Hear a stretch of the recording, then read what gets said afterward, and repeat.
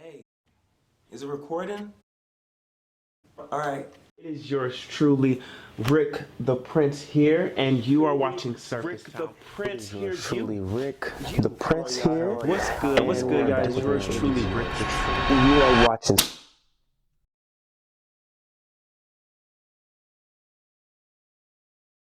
Down for some green talk, we conversations that we could dream of. Shaky situation never seems soft. Lean like Jack in a beanstalk. Got no ceilings, put pressure on resistance. Bitch, I got no gimmicks. You have the right to feel better. You, I said as long as my lifelong feeling allergenic is Allegra. Oops, I said I'm strong as my icon. You take the opportunity to lecture. How you feeling, man? Feeling good, man. Feeling awesome. Yes, we're in your comfort zone. For sure. How you feel being down here? We was talking about y'all putting up a studio in here. That's perfect right there. Yeah. It definitely feels good down here. You know, space-wise, but it's a little muggy, a little hot, you know what I'm saying?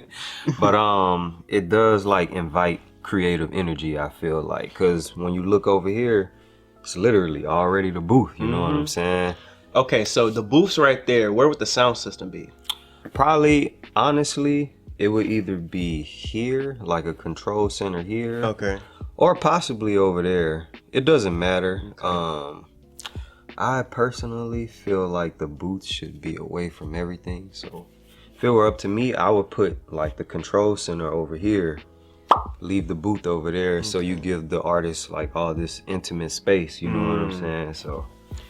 So when you're recording, I know like some artists, they like to record with candles, some with the lights off. Like what's your comfort zone when you're recording your music? Man, I can record anywhere. I'm really comfortable with recording because since I was a kid, I always used to record myself over cassette tapes and stuff like that. Yeah. So, you know, I'll just get like the radio and like tape over whatever, just, you know, get my keyboard, make a song and record myself rapping, you know. So you would do that from the cassette tape? Yeah, I would record over my grandmother's tapes and stuff like that. Oh no, you wouldn't get in trouble, would you?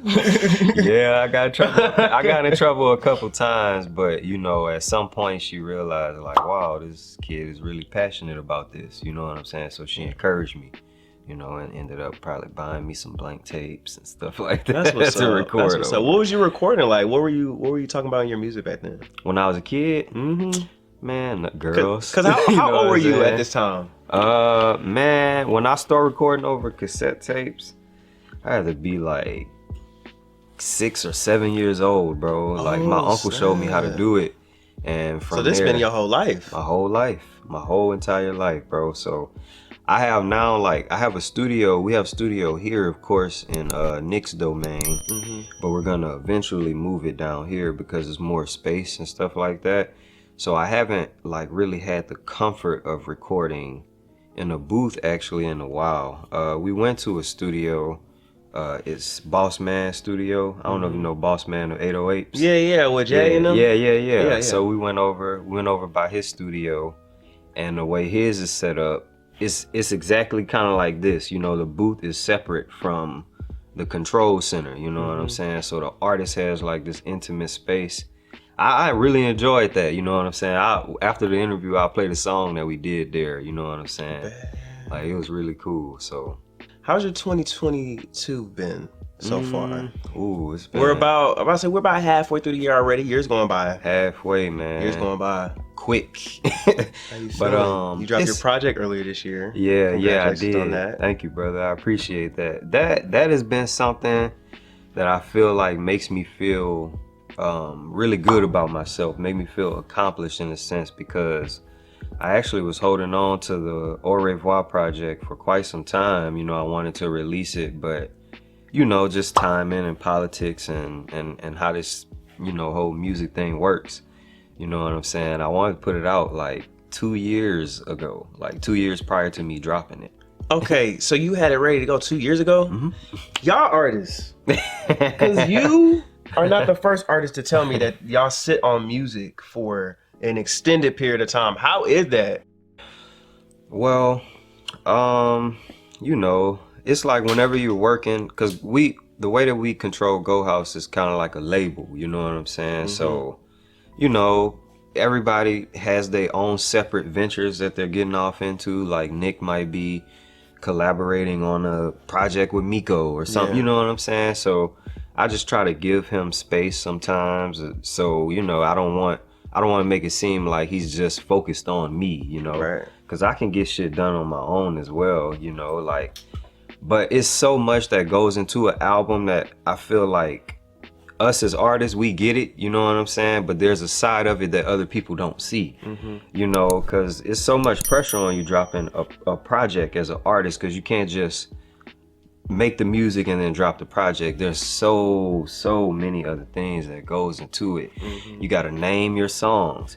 You got to sit and listen to your songs countless amounts of times to make sure that it is exactly what you want it to be, or exactly how you envisioned it. Because the thing about music, you can always manipulate it.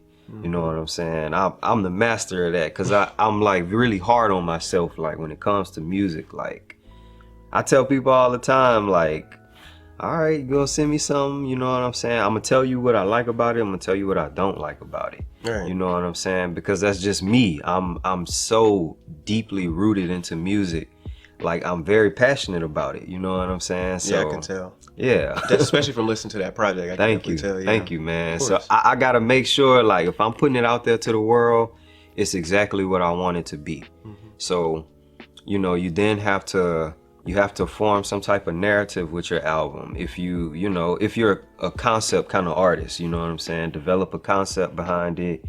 Make it make sense, you know what I'm saying? Make sure the titles coincide with, you know, what the album is about. It makes sure it goes with the theme.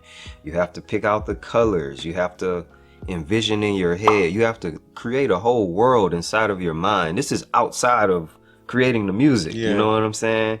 You have to create a world inside of your mind. You have to create characters. You have to think about what they look like, what they dress like, what they talk like, you know.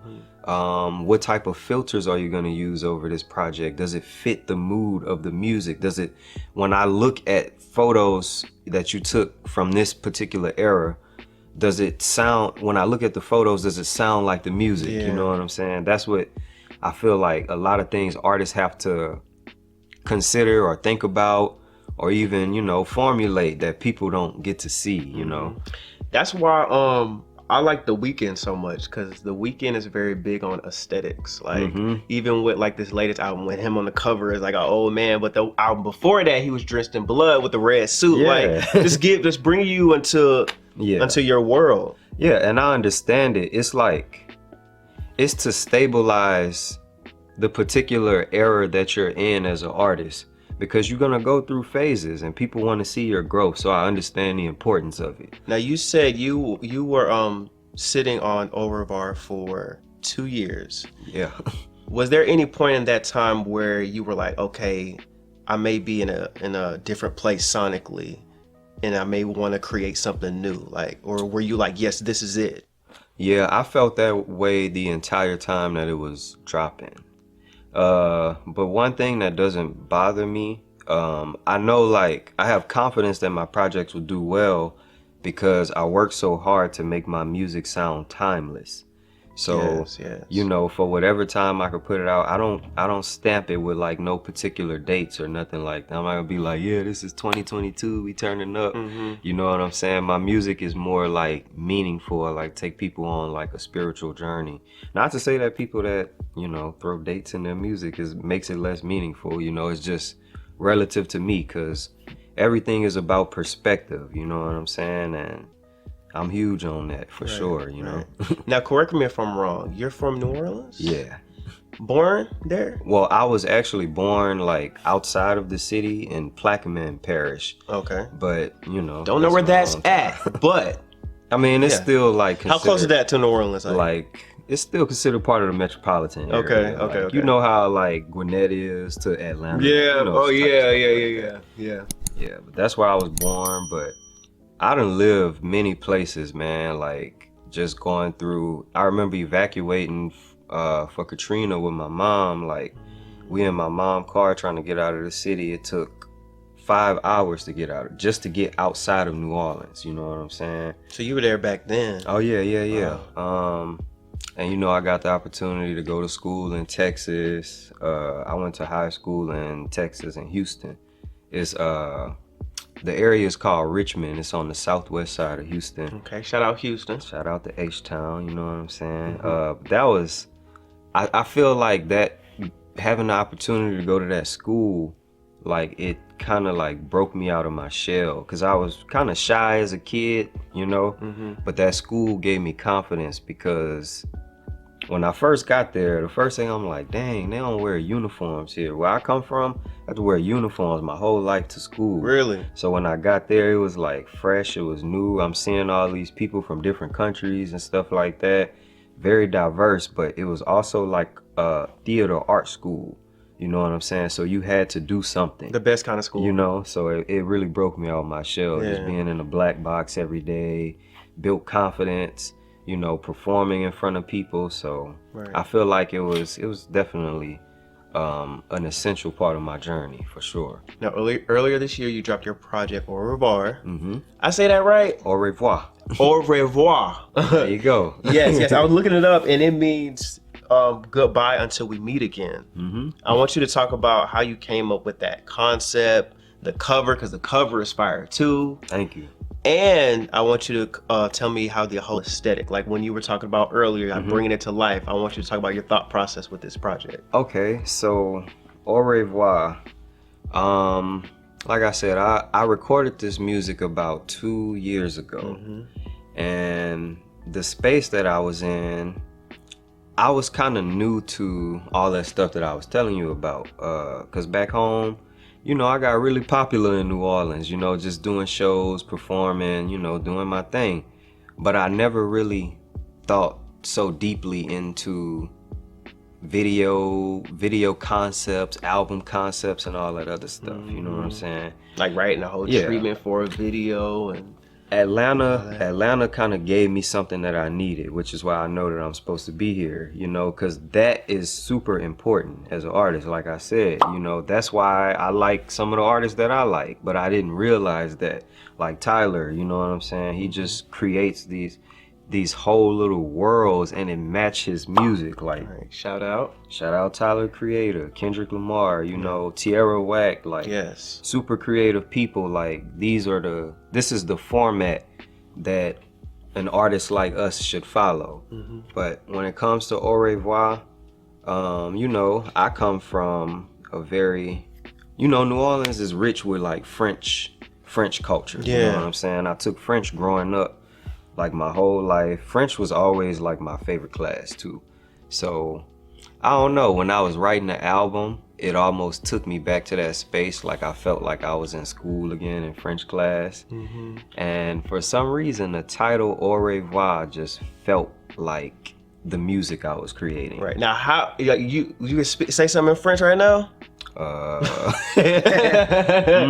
Say you're watching beneath the surface. You're watching? No, I'm not. I'm not that fluent when it comes to French. You know, okay, that's cool. I enjoyed the class. You know what I'm saying? I enjoyed learning about, you know, just their culture. Like, you know, it was different from what I was experiencing. I was a child, you know, then. So I actually like the fact that you incorporated that within your project, because it's still like touches from home, from New Orleans. Like you said, New Orleans is in that culture as well. For sure. So I'm glad you put that together for your project. Definitely, man. I had to.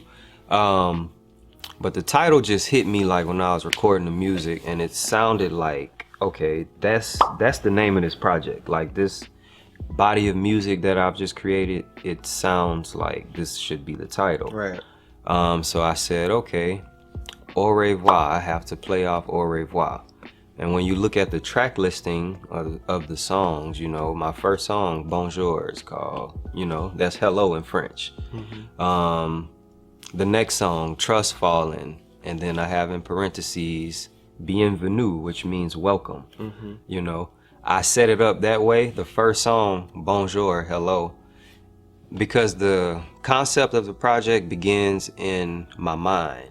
It's not particularly a real experience that I wrote about. It was more of like a fantasy created in my mind.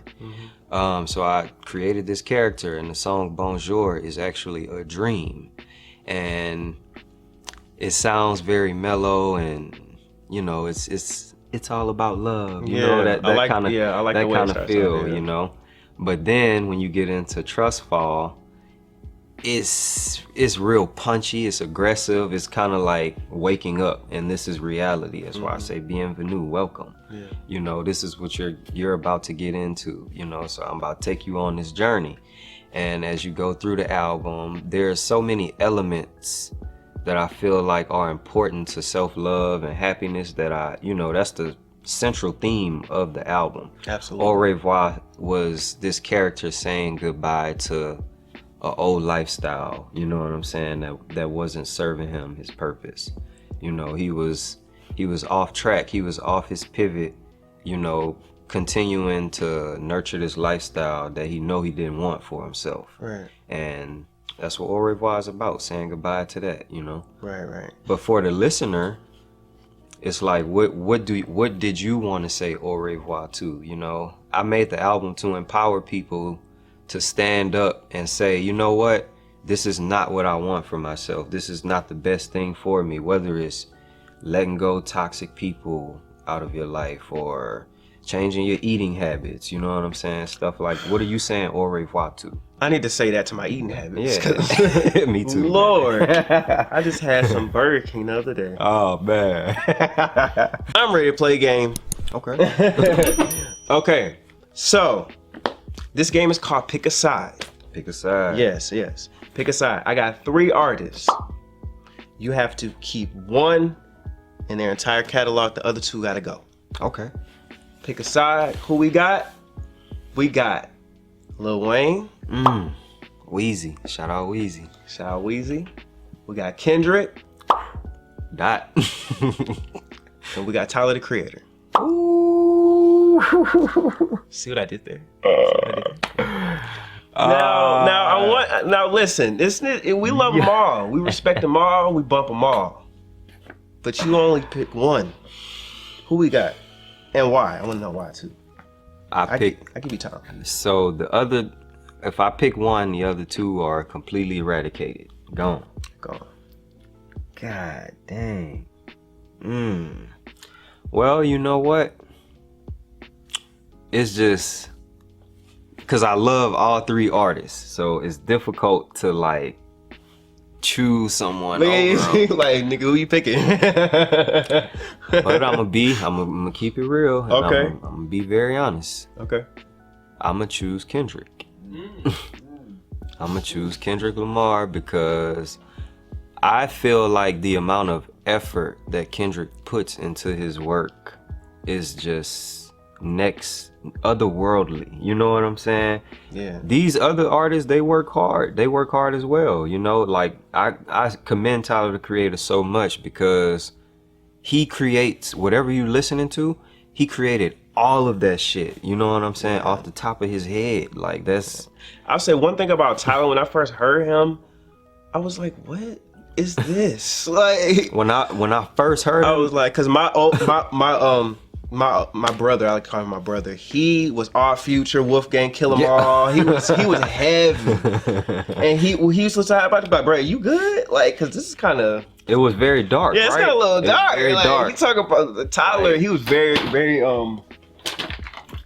things he used to talk about. I like him because he's not afraid to step outside of his comfort zone, and he don't follow no type of particular standard. Absolutely not. Whatsoever. And I love that about him because I remember when I first heard him, when Bastard came out, you know what I'm saying? I'm like, the fuck is this? You know what I'm saying? Like, it was playing and I'm like, this dude weird as fuck. Like, what the fuck? Like, but there was, for some reason, I couldn't stop listening to it. And I'm like, why the fuck do I like this? You know, I really asked myself that. And then I started to realize, I'm like, oh, there's more depth to this dude. Like, he produced this shit himself too. Yeah. And then, you know, as I watched him grow, he grew into exactly the vision he saw for himself. I literally watched someone go from being dark and figuring themselves out and just saying random weird shit into being completely comfortable, you know, inside of their own creativity, inside their own skin. Like, no, this is who I am, and completely positive now. You know what I'm saying? Like, that's why I love Tyler so much. And I love Wayne because nigga literally watch Wayne grow up. You know what I'm saying? Literally. Watch Wayne grow, and to be in a group like the Hot Boys, you know what I'm saying? It's almost like when you come from a place like that, people expect you to be a certain type of way. Wayne gave me the confidence I needed to create the shit that I make, you know what I'm saying? If I was to be, you know, talking, everybody always told me I could rap and stuff like that, you know, but coming from down there, people almost expect you to talk about killing and, you know what I'm saying? They expect you to be on some street shit. Wayne paved the way and opened the door for people who come from where we come from to be lyricists, to be artists, you know what I'm saying? You're not just a street rapper, you know what I'm saying? You're an artist. And I love Wayne for that. But Kendrick, I feel like Kendrick, of all of these artists, Kendrick was the one that actually brought tears to my eyes, the one that I felt the most. And I don't know why, but like that is one artist in particular like I feel connected to, like for real. Like I feel like when I listen to his music, I feel like I know him. You know what I'm saying? And that's why I chose him, because I feel like don't nobody put that amount of effort into anything. And for him to be at the level that he's at, I appreciate him for that. Right. I'm not mad at Kendrick. I'm probably gonna go with Wayne. Because, I mean, back when he was like Young Money, Cash Money, like I was in high school, I want to say, during that time. So that was like that moment for me. Wayne paved the way, Absolutely. Wayne paved. I remember, bro, I feel like I know his music more than anybody's though. Like I could rap you Wayne verses on my head from beginning to end. You know what I'm saying? Extensive catalog. Extensive. Wayne made niggas be like, okay, I can do this shit. Wayne make you feel like you could just do anything, bro. Yes, because the shit he used to say used to have me rolling. That man's hilarious. He's hilarious. And I was thinking about the verses. I was like, this man will clear somebody off his mixtapes alone. Yeah, he ain't even got to get into his album. For sure. But Wayne. Yeah, absolutely. So we're halfway through the year. You've been working on some new music. You let me listen to some new stuff. For sure. How you feeling about the rest of this year, man? It's because I like what I'm hearing. I'll say that. It's coming. You know what? I feel like this project is the one where I get to be a little bit more free. Okay. Cause it's just me, you know, like my recording process is a lot different from Au Revoir with this one. When I created Au Revoir, I put myself inside of a box. Yeah. You know, carrying out this French theme, I'm only able to convey what this character is thinking, right, you know, in this particular time frame. But with this album that I'm working on now, these are more like real life experiences that I'm going through and songs that I've created, you know, in those time frames. Or I might have created a song to make me feel better about something, or, you know. Right. I'm really excited about this one though, because I love the rawness of it. I love how much more open I am with it. You know what I'm saying? I'm here for that. So. I'm here for that. Yes. Well, I want to thank you, Eryk. Thank you so much for coming Thank you, through. If anybody wants to follow you, check out your music, where can they do that at? You can follow me on Instagram at Eryk, ERYK, Leone, LEONE. I still even have like my mixtape on SoundCloud. I dropped a mixtape at the top of 2021. It's called The Drought Is Back. And I dropped that before Au Revoir just to, you know, give people a little something. I be working hard, so, you know, I feel good because I'm in a space now where I'm releasing, you know. I was just creating and just holding on. I have maybe created like 7 albums, and, you know, they're just sitting in the laptop. So now I'm in a space where I'm packaging everything up, I'm putting it together, and I'm giving it to the world. Right. Because I feel like it's time for me to do that. You know what I'm saying? There's no point in creating this stuff that I feel like I create for people. You know, I want to uplift humanity. You know what I'm saying?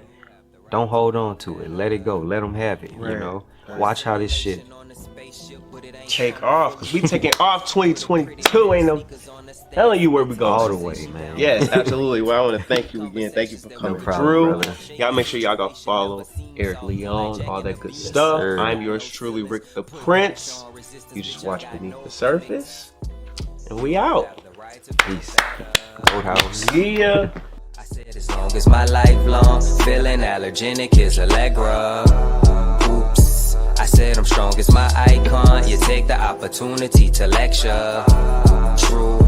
I gotta work by the truckloads. I gotta make magic out of nothing. You foreclose while drowning in your sorrow. Give a fuck about these fuck. Kindness made me crazy. First time I had my heart shook. Met my alter ego. Nigga snuck me in a mosh pit. Came back on some block shit. You stun, go get a profit. Quit banging, you a novice. Opposite of frolic. Angry nigga hurt. A meme is your synopsis. Had to put in work. That's fingers peeling crawfish. We came from the dirt. Like sleepless on the Loch Ness. The fucking game don't work. I'm scheming on the object. Part of my load is part of my globe. I follow my dream, my part is the theme. The summer say lean. The fuck do you mean? Just leave it alone. You watching the throne. No luck on your